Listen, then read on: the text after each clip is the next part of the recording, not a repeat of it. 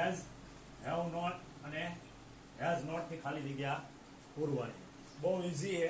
જો તમને કાળ આવડતા હશે ભણાયેલા તો વાંધો નહીં આવે. ફરીદા એન્ડ રાજ, ત્રીજો પુરુષ બહુવચન અને એની સાથે શું આવે? હેવ આવે. તો જવાબ તમારો થઈ ગયો.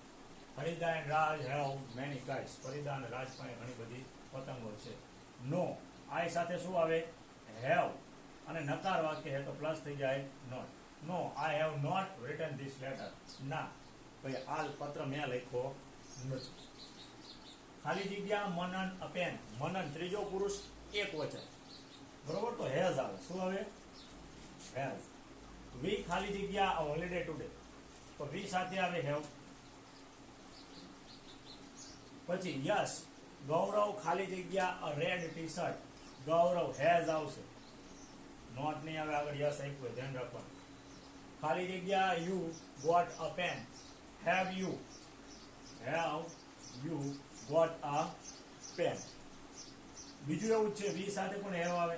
તો કે have we got a new teacher. ચાલો આઠમું જો. No, Sanjay and Ajay. તો પેલા તો બહુવચન થઈ ગયું એટલે હેવ આવશે. પછી નકાર વાક્ય નો આપ્યું હોય તો નોટ આવશે. No, Sanjay and Ajay have not come to school. Vanita ખાલી જગ્યા sang a song. હેઝ. પછી મીતા એન્ડ ગીતા, બહુવચન થઈ ગયું તો હેવ. અને ક્યાંક પહેલી એબીસીડી લખી ગઈ હોય તો તમારે બીજી એબીસીડી નો એચ કરી નાખવાનો. રેડી?